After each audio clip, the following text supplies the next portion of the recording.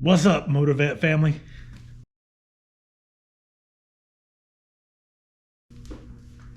Good afternoon, YouTube family. This is Keith, aka MotorVet 365. Got a quick question for you.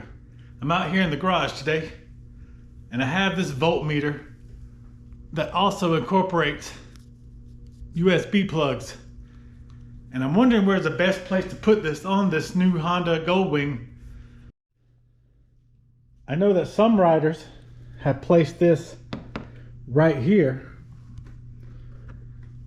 and it is a good relationship to where the phone mount is and where I connect my GoPro, the GoPro mount on the handlebars.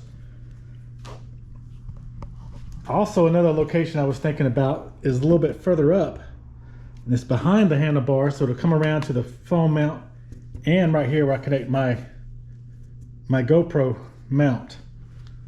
So let me know what you think. So is there a better place to put this on your bike? Where have you put this on your bike?